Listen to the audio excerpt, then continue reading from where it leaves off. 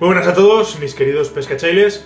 Soy Miquel Coronado y durante la próxima media hora vamos a hablar de pesca con mosca. Viendo un poco los comentarios y las reacciones que suscitó el vídeo que le dediqué hace un par de programas, o tres, no recuerdo bien, al tema de la selectividad de la trucha, y que os dejo en este banner que sale aquí para que el que lo quiera ver o lo quiera volver a ver o no lo haya visto y quiera entender un poco de qué va toda esta historia. Pero bueno, viendo las reacciones y los comentarios que suscitó ese vídeo, creo que bueno, es necesario hacer una segunda parte para seguir ahondando en un tema que la verdad es que es lo suficientemente complejo y tiene una cantidad enorme de aristas y de puntos de vista que hace que sea un tema súper interesante y a la vez apasionante, ¿no? Antes de nada, y quiero dejar muy claro una cosa, yo no tengo la verdad absoluta ni pretendo sentarme aquí en el púlpito y pontificar sobre algo que al final pues no dejan de ser teorías y no dejan de ser percepciones y demás. En realidad mi única intención con este tipo de vídeos, el de la semana pasada el de la selectividad, el de la semana pasada, hace 2 semanas, del tema de la pesca con mosca o la pesca a mosca, la única intención que tengo con este tipo de vídeos es poner sobre la mesa una serie de argumentos que sirvan para abrir un debate entre pescadores y de esta manera intentar llegar a comprender, en el caso de la selectividad, el comportamiento de los peces. Concretamente, y en el caso en el que nos ocupa, hablar sobre el comportamiento de la trucha. Intentar entender cómo funciona el cerebro de una trucha, intentar entender realmente cuál es el comportamiento de una trucha, sobre todo a la hora de alimentarse. Por cierto, antes de que se me olvide, quiero agradecer, aprovecho para agradecer a Varo que me haya dejado y que me haya cedido la posibilidad de poder utilizar esta foto que tengo aquí detrás mía, que es evidentemente suya y bueno, pues ilustra muy bien un poco el tema del que vamos a hablar hoy, ¿no? Quiero deciros que si no conocéis a Varo y no conocéis su trabajo, pues pasaos por su web, por focusonthefly.com, que os vais a quedar gratísimamente sorprendidos. Así que lo dicho, muchas gracias, Varo, y seguimos en contacto. Pero antes de meternos otra vez en el tema de la selectividad, quiero comentaros que si queréis colaborar con el canal y os gustan los contenidos que estoy creando, podéis contribuir comprando materiales o lo que necesitéis en waterpeople.com/tienda. De esta manera, pues oye, si necesitáis equiparos una caña, un carrete, hilos, línea, etcétera, etcétera, etcétera, o si os apetece llevar cualquier producto de merchandising de mi marca, de waterpeople.com, pues lo podéis hacer a través de la web, comprando el material correspondiente, y así yo puedo pues seguir haciendo todo este tipo de contenidos. Lo primero de todo, y para ponernos en situación, me gustaría definir lo que podemos entender o lo que entendemos los pescadores cuando hablamos de selectividad de las truchas, o lo que entiende la mayoría de pescadores cuando hablamos de la selectividad de las truchas. Entonces, al hablar de la selectividad, los pescadores solemos referirnos al comportamiento en el que una trucha entra en una especie de trance y ante la oportunidad de alimentarse solo lo hará de un determinado insecto en un determinado estadio, color o tamaño, ignorando completamente cualquier otro alimento. En el vídeo anterior, que vuelvo a deciros que os dejo aquí arriba por si no lo habéis visto, traté de explicar este comportamiento, o traté de intentar entender ese comportamiento, sí, explicarlo, realmente la palabra de explicar, que ese comportamiento no tiene que ver con el tamaño, con el estadio, con el color, sino que tiene que ver con una teoría sobre la que se habla del grado de alerta en el que puede estar una trucha que se está alimentando. Lo que pasa es que, digamos que cometí un error simplificándolo tanto. En realidad, este es un asunto en el que hay muchísimos más factores que influyen en esta ecuación. Mucha gente, como contraargumento, me ha comentado y me ha hecho llegar sus comentarios diciéndome que si quería experimentar lo que son truchas selectivas, fuera a determinados tramos, tal cual, está este río, a este, pues tienes que probar aquí, tienes que probar allá, porque aquí sí que son difíciles, porque aquí sí que son selectivas y demás. Lo primero, trucha difícil no tiene por qué significar trucha selectiva. Trucha difícil puede ser una trucha, puede ser muy difícil porque esté en una situación en la que, por ejemplo, pues las corrientes hagan que sea difícil presentar a la mosca, porque esté en una postura en la que esté muy protegida y no sea fácil volver a presentar la mosca. Hay múltiples factores, pero bueno, en el caso concreto de decir, es que aquí en estas truchas, que son muy difíciles, que las tienes comiendo y demás, este contraargumento famoso de los ríos o de los tramos concretos, yo creo que hay varios factores que también son muy importantes y que tenemos que tener en cuenta. El primero, y es un factor además creo que bastante determinante, es la alta presión de pesca. Generalmente esos tramos en los que la gente habla de truchas súper selectivas suelen ser tramos con una muy alta presión de pesca. Entonces, claro, entre que hay mucha presión de pesca, muchos pescadores y todo el mundo está paseándose por el río, por la orilla, y oye, una trucha le pongo, y paso yo, y pasa el otro, y pasa el otro, y todo el mundo pone sus moscas y demás, pues evidentemente las truchas adquieren un comportamiento distinto. Es decir, cuando saben que pasa alguien, porque al final los peces aprenden, esto es inevitable, y además es indudable, los peces aprenden. Entonces, en el momento en el que un pez ve que continuamente está pasando gente y están haciéndole una serie de pasándole moscas, y esas moscas cuando la muerdes pincha, pues la trucha aprende. Y ese aprendizaje hace que sea más difícil de pescar. Pero vamos, esto hoy por hoy no lo puede dudar nadie. La presión hace que los peces cambien el comportamiento. No es una cuestión de selectividad, es una cuestión de supervivencia. Tenemos que tener en cuenta además que generalmente en esos tramos en los que se suele hablar, o en esos ríos en los que se suele hablar, estamos hablando casi siempre, no digo siempre y no digo todas, pero hay muchas veces que coincide que estos tramos donde las truchas son particularmente difíciles suelen ser truchas que están repobladas. Y entonces tenemos que tener en cuenta que evidentemente el comportamiento de una trucha repoblada y el comportamiento de una trucha salvaje son radicalmente distintos, no tiene nada que ver.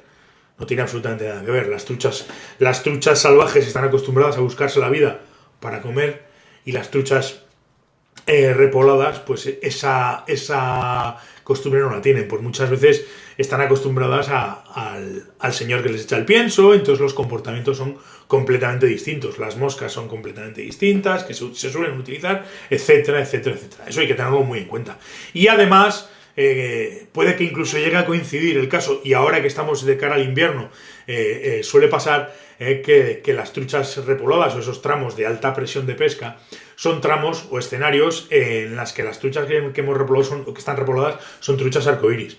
Con lo cual, pues esto de comportamiento ya cambia radicalmente y no tiene absolutamente nada que ver. Quiere decir, ¿hay tramos de río muy difíciles? Sí, por supuestísimo que sí. Lo que pasa es que no tiene que ver, pienso yo, que no tiene que ver con que una trucha sea selectiva, sino tiene que ver muchas veces con el tipo de escenario, otras muchas veces con el comportamiento, o sea, con la presión de pesca, con la alta presión de pesca, y otras muchas veces pues con que son truchas que sus comportamientos son diferentes porque son truchas que están allí por siembra, ¿no? Porque las han repoblado. Entonces, bueno, se trata, ya digo, trato de explicar un poco o intentar contrarreplicar a esa contrarréplica que me decíais de ese tipo de tramos. Hay otro contraargumento muy habitual que mucha gente utiliza, que es el que me dice oye, pues si no existe la selectividad, si tú dices que eso de la selectividad no existe, pon una mosca en un 12 con un hilo del 0,16 en medio de una eclosión de caenis y pesca todo el año con la misma mosca. Pues hombre, esa teoría o esa historia de en una eclosión como la que sea, o en medio de una abadina del Esla pescando con ignitas, de repente plantar un tricóptero o plantar una cosa que no tiene nada que ver con lo que están comiendo los peces, pues es una cosa que a veces funciona y otras no funciona. Es curioso porque para explicar todo esto existe una teoría que se llama la teoría de la barrita de chocolate, que viene a decir que en medio de una eclosión masiva de un determinado insecto y con truchas cebándose de manera regular, es factible y es posible que si presentamos algo que sea más grande, más apetitoso y que al pez le reporte más calorías que lo que está comiendo en ese momento, lo tome sin pensárselo dos veces. Dicho de otra manera, la trucha está comiendo y está pensando, dice, bueno, esto de los canapés está muy bien, estos canapés están riquísimos, pero ya, dejamos los entrantes, oye, por ahí baja un chuletón, me lo voy a comer. Probablemente la selectividad como comportamiento del pez tenga mucho que ver con este concepto de las calorías y el esfuerzo que tiene que hacer para alimentarse. En realidad, todos los animales del planeta nos regimos por la ley del mínimo esfuerzo, que consiste en que ante varias posibilidades que se nos plantean, la mejor opción siempre es la que implique el menor gasto de energía. Esto no significa no hacer absolutamente nada, significa que tenemos que actuar de forma mucho más eficiente. Las truchas son consumadas especialistas en aplicar esta ley cuando están alimentándose, y es por ello que cualquier cosa que suponga un gasto de energía extra a la hora de comer, lo más probable es que ni siquiera se lo lleguen a plantear. Vamos a poner un ejemplo. Suponemos que llegamos a una postura y tenemos una trucha que está puesta en la postura, en el cebadero, y le está llegando por la corriente continuamente alimento. La trucha simplemente tiene que hacer un gasto mínimo, que en este caso sería sacar la boca y comer lo que le está llegando. Vamos a suponer que cada una de las moscas que le deriva o que le baja le supone un ingreso de 5 calorías cada vez que le viene una mosca y se la come, son 5 calorías que le aporta, que ingresa. Y el hecho de estar en esa postura, sacar la boca y volver a ponerse y estar nadando, le supone un gasto de 2 calorías. Lógicamente, el aporte es positivo. Yo simplemente estoy en esta postura, gasto 2, pero cada vez que como, ingreso 5, con lo cual realmente lo que hago es ingresar 3. Claro, ¿qué es lo que pasaría si en esta posición está la trucha y en vez de bajarle las moscas así y hacer simplemente sacar la boca, de repente le viene una mosca por aquí? Le viene una mosca por aquí y tiene que desplazarse, comer y volver al sitio. Supongamos que las moscas es la misma que la que está comiendo. El ingreso son 5, pero el hecho de venir aquí, subir y volver hace que gaste, digamos, 4. Entonces, los 2 que gasta estando aquí, más los 4 que gasta moviéndose y volviendo, hace que el gasto sea superior al ingreso. Si ingresa 5 y gasta 2 más 4 son 6, por tanto, por mucho que si estuviese continuamente haciendo ese gasto, se moriría de inanición, porque gastaría más de lo que ingresa. Por lo tanto, esa trucha no se va a desplazar a comer esa mosca. ¿Qué pasa? Que si estoy yo pescando y en vez de ponerle la mosca aquí, se la pongo aquí y ella hace ese cálculo, es que ni va a mirar mi mosca, ni la va a mirar. Es que está selectiva. No, simplemente lo que ha pasado es que en vez de ponerle la mosca aquí, yo se la he puesto aquí. Por tanto, lógicamente, pues no va a desplazarse. Ahora bien, si lo que baja por aquí, en vez de suponerle un ingreso de 5, le supone un ingreso de 10 y haga hasta 6, lógicamente sí va a ir a comérselo. Quiero decir, como he dicho antes, en este aspecto del gasto de la ley del mínimo esfuerzo, del ingreso de calorías, del gasto de calorías, las truchas son consumadas especialistas. Las truchas, sobre todo las salvajes. Es decir, las que están acostumbradas a todo este tipo de historias. Entonces, hablamos de cálculos, en realidad no es un cálculo, en realidad es una cuestión prácticamente innata que lo hacen simplemente por cuestión. Pero bueno, se trata de explicar un poco el tema este. Entonces, con el ejemplo vengo a decir que en esta situación, en una situación en la que hemos dicho que está la trucha alimentándose, volviendo un poco al tema, ya que me he ido por los cerros de Úbeda un poquito, si yo tengo un pez que está comiendo y en una situación como esta el gasto calórico es mayor que el aporte que le va a dar lo que va a comer, pues hombre, directamente despreciará lo que sea que le presentemos, bien porque lo que le presentamos le aporta menos calorías, bien porque el desplazamiento aumenta el coste de esas calorías. Es decir, creo que se entiende lo que quiero decir. Entonces, ya no solamente estamos hablando de que la trucha esté en un grado mayor, esté en un grado menor, tenga un comportamiento tal y que cual, sino que puramente a la hora de comer, ella, su único interés cuando está alimentándose es ingerir más calorías de las que gasta. Entonces, sabiendo eso, pues a lo mejor podemos plantearnos en un momento determinado una determinada postura, un determinado pez, una determinada situación en la que podemos hacer que la trucha tome nuestra mosca, que en el fondo es lo que a nosotros nos interesa, ¿no? Eso viene a ser así. Realmente me parece mucho más interesante de cara a intentar explicar este fenómeno de la selectividad. Me parece mucho más interesante hacerlo a través de este tipo de teorías, los grados de alerta, la ley del mínimo esfuerzo y todo esto así. Me parece mucho más interesante que reducir toda esta historia a si la mosca es verde, roja, de este tamaño o de este otro.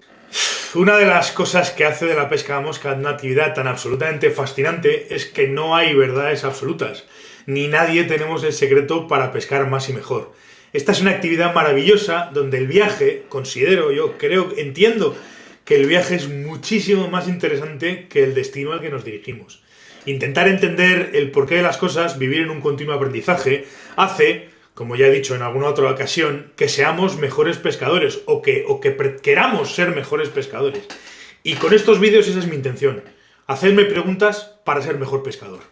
Muchísimas gracias a todos por estar al otro lado y por haber llegado hasta aquí, hasta el final del vídeo. Si os ha gustado, pues podéis darme un like y suscribiros al canal o hacer comentarios si estáis haciéndolo a través de YouTube, a través del vídeo de YouTube. Si habéis escuchado el podcast en vez de haber visto el vídeo, pues también podéis dejar vuestros likes, reseñas y comentarios en la plataforma correspondiente en la que hayáis escuchado el podcast. Sabed que en waterpeople.com tenéis un formulario de contacto por si queréis preguntarme o comentarme cualquier cosa que queráis, lo tenéis ahí a vuestra disposición. Y poco más que deciros, nos volvemos a escuchar o ver el próximo martes aquí en Water People. Hasta entonces, portaos bien y sed buenos.